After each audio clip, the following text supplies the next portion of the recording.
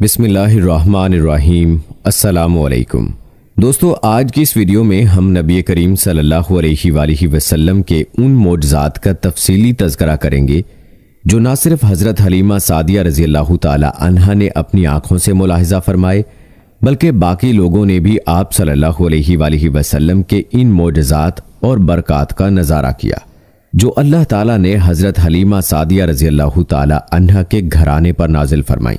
پیارے دوستوں، یاد رہے کہ اس زمانے میں عرب کا دستور یہ تھا کہ جب ان کے ہاں کوئی بچہ پیدا ہوتا تو وہ دیہات سے آنے والی دائیوں کے حوالے کر دیتے تھے تاکہ دیہات میں بچے کی نشو و نما بہتر ہو اور وہ خالص عربی زبان سیکھ سکے۔ دائیوں کا قافلہ مکہ میں داخل ہوا۔ انہوں نے ان گھروں کی تلاش شروع کی جن میں بچے پیدا ہوئے تھے۔ اس طرح بہت سی دائیاں جناب حضرت عبد المطلب کے گھر بھی آئیں۔ نبی کریم صلی اللہ علیہ وآلہ وسلم کو دیکھا، لیکن جب انہیں معلوم ہوا کہ یہ بچہ تو یتیم پیدا ہوا ہے تو اس خیال سے چھوڑ کر آگے بڑھ گئیں کہ یتیم بچے کے گھرانے سے انہیں کیا ملے گا۔ اس طرح دائیاں آتی رہیں جاتی رہیں، کسی نے آپ کو دودھ پلانا منظور نہ کیا، اور کرتی بھی کیسے؟ یہ سعادت تو حضرت حلیمہ رضی اللہ تعالی عنہا کے حصے میں آنا تھی۔ جب حلیمہ رضی اللہ تعالی عنہا مکہ پہنچی تو انہیں معلوم ہوا سب عورتوں کو کوئی نہ کوئی بچہ مل گیا ہے اور اب صرف وہ بغیر بچے کے رہ گئی ہیں، اور اب کوئی بچہ باقی نہیں بچا۔ ہاں، ایک یتیم بچہ ضرور باقی ہے جسے دوسری عورتیں چھوڑ گئی ہیں۔ حلیمہ سعدیہ رضی اللہ تعالی عنہا نے اپنے شوہر عبداللہ ابن حارث سے کہا، خدا کی قسم مجھے یہ بات بہت ناگوار گزری ہے کہ میں بچے کے بغیر جاؤں، دوسری سب عورتیں بچے لے کر جائیں، یہ مجھے تانے دیں گی، اس لیے کیوں نہ ہم اسی یتیم بچے کو لے لیں۔ حضرت عبداللہ بن حارث بولے، کوئی حرج نہیں، ہو سکتا ہے اللہ اسی بچے کے ذریعے ہمیں خیر و برکت عطا فرما دیں۔ چنانچہ حضرت حلیمہ سعدیہ رضی اللہ تعالی عنہا حضرت عبد المطلب کے گھر گئیں۔ جناب عبد المطلب اور حضرت آمنہ رضی اللہ تعالی عنہا نے انہیں خوش آمدید کہا۔ پھر حضرت آمنہ رضی اللہ تعالی عنہا انہیں بچے کے پاس لے آئیں۔ آپ اس وقت ایک اونی چادر میں لپٹے ہوئے تھے۔ وہ چادر سفید رنگ کی تھی۔ آپ کے نیچے ایک سبز رنگ کا ریشمی کپڑا تھا۔ آپ سیدھے لیٹے ہوئے تھے۔ آپ کے سانس کی آواز کے ساتھ مشک کی خوشبو نکل کر پھیل رہی تھی۔ حضرت حلیمہ سعدیہ رضی اللہ تعالی عنہا آپ کے حسن و جمال کو دیکھ کر حیرت زدہ رہ گئیں۔ آپ اس وقت سوئے ہوئے تھے، انہوں نے جگانا مناسب نہ سمجھا، لیکن جو ہی انہوں نے پیار سے اپنا ہاتھ آپ کے سینے پر رکھا، آپ مسکرا دیے اور آنکھیں کھول کر ان کی طرف دیکھنے لگے۔ حضرت حلیمہ سعدیہ رضی اللہ تعالی عنہا فرماتی ہیں، میں نے دیکھا آپ کی آنکھوں سے ایک نور نکلا جو آسمان تک پہنچ گیا۔ میں نے آپ کو گود میں اٹھا کر آپ کی دونوں آنکھوں کے درمیانی جگہ پر پیار کیا۔ پھر میں نے آپ کی والدہ اور حضرت عبد المطلب سے اجازت چاہی، بچے کو لیے قافلے میں آئی۔ میں نے آپ کو دودھ پلانے کے لیے گود میں لٹایا تو آپ دائیں طرف سے دودھ پینے لگے۔ پہلے میں نے بائیں طرف سے دودھ پلانا چاہا، لیکن آپ نے اس طرف سے دودھ نہ پیا۔ دائیں طرف سے آپ فوراً دودھ پینے لگے۔ بعد میں بھی آپ کی یہی عادت رہی، آپ صرف دائیں طرف سے دودھ پیتے رہے، بائیں طرف سے میرا بچہ دودھ پیتا رہا۔ پھر قافلہ روانہ ہوا۔ حضرت حلیمہ سعدیہ رضی اللہ تعالی عنہا فرماتی ہیں، میں اپنے خچر پر سوار ہوئی، آپ کو ساتھ لے لیا۔ اب جو ہمارا خچر چلا تو اس قدر تیز چلا کہ اس نے پورے قافلے کی سواریوں کو پیچھے چھوڑ دیا۔ پہلے وہ مریل ہونے کی بنا پر سب سے پیچھے رہتا تھا۔ میری خواتین ساتھی حیرانگی سے مخاطب ہوئیں، اے حلیمہ، یہ آج کیا ہو رہا ہے؟ تمہارا خچر اس قدر تیز کیسے چل رہا ہے؟ کیا یہ وہی خچر ہے جس پر تم آئی تھی اور جس کے لیے ایک کے قدم اٹھانا مشکل تھا؟ جواب میں نے ان سے کہا، بے شک یہ وہی خچر ہے، اللہ کی قسم اس کا معاملہ عجیب ہے۔ پھر یہ لوگ بنو سعد کی بستی پہنچ گئے۔ ان دنوں یہ علاقہ خشک اور قحط زدہ تھا۔ حضرت حلیمہ سعدیہ رضی اللہ تعالی عنہا فرماتی ہیں، اس شام جب ہماری بکریاں چر کر واپس آئیں تو ان کے تھن دودھ سے بھرے تھے، جبکہ اس سے پہلے ایسا نہیں تھا۔ ان میں سے دودھ بہت کم اور بہت مشکل سے نکلتا تھا۔ ہم نے اس دن اپنی بکریوں کا دودھ دوہا تو ہمارے سارے برتن بھر گئے، اور ہم نے جان لیا کہ یہ ساری برکت اس بچے کی وجہ سے ہے۔ آس پاس کی عورتوں میں بھی یہ بات پھیل گئی، ان کی بکریاں بدستور بہت کم دودھ دے رہی تھیں۔ غرض ہمارے گھر میں ہر طرف ہر چیز میں برکت نظر آنے لگی۔ دوسرے لوگ تعجب میں رہے۔ اس طرح 2 ماہ گزر گئے۔ 2 ماہ ہی میں آپ چلنے پھرنے لگے۔ آپ 8 ماہ کے ہوئے تو باتیں کرنے لگے اور آپ کی باتیں سمجھ میں آتی تھیں۔ 9 ماہ کی عمر میں تو آپ بہت صاف گفتگو کرنے لگے۔ اس دوران آپ کی بہت سی برکات دیکھنے میں آئیں۔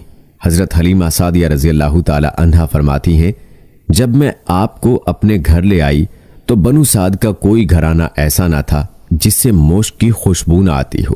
اس طرح سب لوگ آپ سے محبت کرنے لگے۔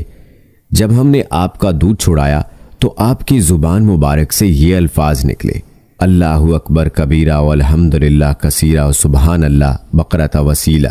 اللہ تعالیٰ بہت بڑا ہے، اللہ تعالیٰ کے لیے بے حد تعریف ہے اور اس کے لیے صبح و شام پاکی ہے۔ پھر جب آپ صلی اللہ علیہ وآلہ وسلم 2 سال کے ہو گئے تو ہم آپ کو لے کر آپ کی والدہ کے پاس آئے۔ اس عمر کو پہنچنے کے بعد بچوں کو ماں باپ کے حوالے کر دیا جاتا تھا۔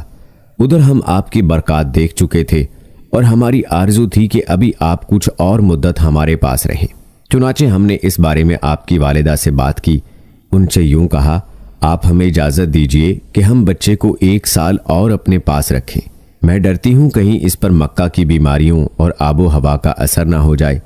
جب ہم نے ان سے بار بار کہا تو حضرت آمنہ رضی اللہ تعالی عنہا مان گئی اور ہم آپ کو پھر اپنے گھر لے آئے۔ جب آپ کچھ بڑے ہو گئے تو باہر نکل کر بچوں کو دیکھتے تھے، وہ آپ کو کھیلتے نظر آتے، آپ ان کے نزدیک نہ جاتے۔ ایک روز آپ نے مجھ سے پوچھا، امی جان کیا بات ہے، دن میں میرے بھائی بہن نظر نہیں آتے؟ آپ اپنے دودھ شریک بھائی عبداللہ اور بہنوں انیسہ اور شیمہ کے بارے میں پوچھ رہے تھے۔ حضرت حلیمہ رضی اللہ تعالی عنہا فرماتی ہیں، میں نے آپ کو بتایا وہ صبح سویرے بکریاں چرانے جاتے ہیں، شام کے بعد گھر آتے ہیں۔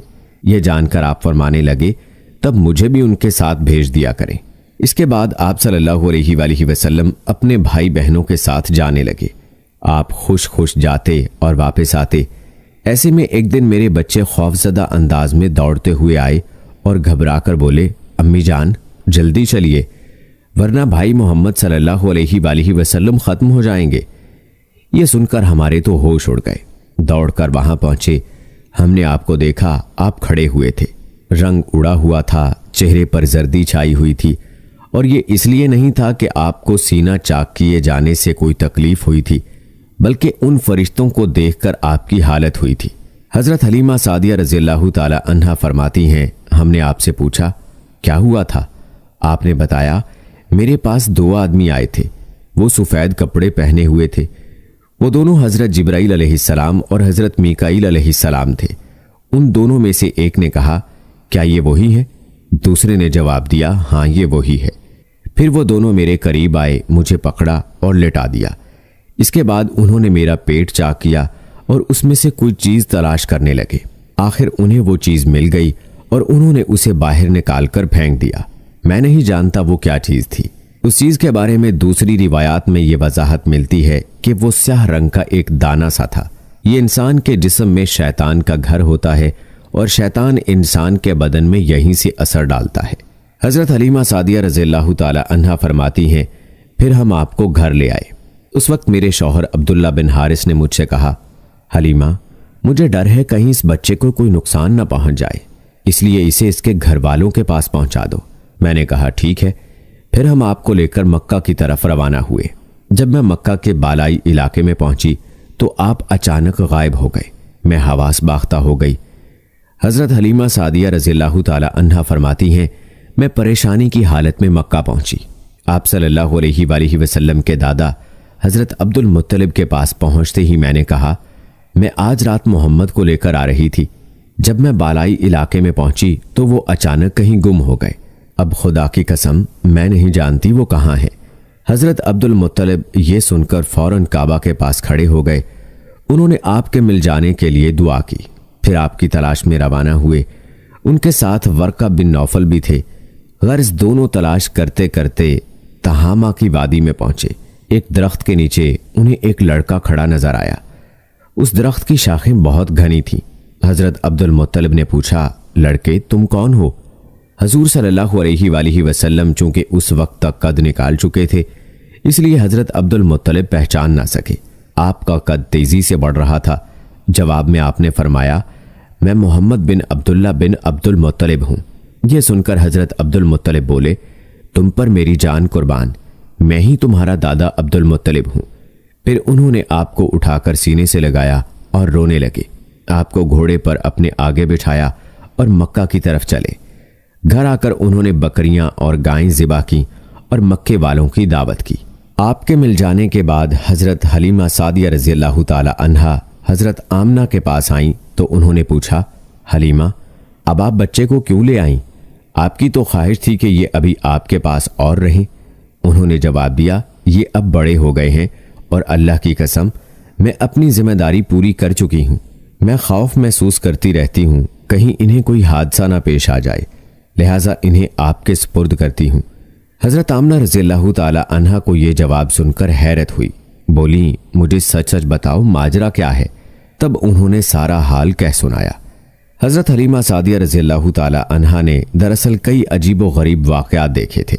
ان واقعات کی وجہ سے وہ بہت پریشان ہو گئی تھیں۔ پھر سینہ مبارک چاک کیے جانے والا واقعہ پیش آیا تو وہ آپ کو فوری طور پر واپس کرنے پر مجبور ہوئیں۔ حضرت حلیمہ رضی اللہ تعالی عنہا نے حضرت آمنہ رضی اللہ تعالی عنہا کو چند مزید واقعات بھی بتائے، جن کا تذکرہ ہم اپنی اگلی ویڈیو میں کریں گے انشاءاللہ۔ پیارے دوستو، نبی کریم صلی اللہ علیہ وآلہ وسلم کو اللہ تعالیٰ نے ایسی برکات عطا فرما رکھی تھی کہ جہاں جہاں آپ صلی اللہ علیہ وآلہ وسلم کے قدم جاتے تھے وہاں وہاں برکات کا ایسا نزول ہوتا تھا کہ دیکھنے والا بھی پریشان ہو جاتا تھا کہ آخر ماجرا کیا ہے۔ جیسا کہ حضرت حلیمہ سعدیہ رضی اللہ تعالی عنہا کی خچر اور ان کی اونٹنی کا معاملہ ہی لے لیجئے کہ آتے ہوئے وہ سواریاں جو سب سے پہلے تھیں، جاتے ہوئے وہ سواریاں سب سے آگے تھیں، جو ایک ناقابل یقین بات تھی۔ لیکن دوستو، اس کو تو معجزہ کہتے ہیں کہ جو چیز عام فہم سے بالا تر ہو۔ جیسے ہی نبی پاک صلی اللہ علیہ وآلہ وسلم ان سواریوں پر سوار ہوئے تو اللہ تعالیٰ کی برکت سے سواریوں میں وہ جان پیدا ہو گئی کہ ان سواریوں کو باقی سواریاں پہنچ نہ پائیں۔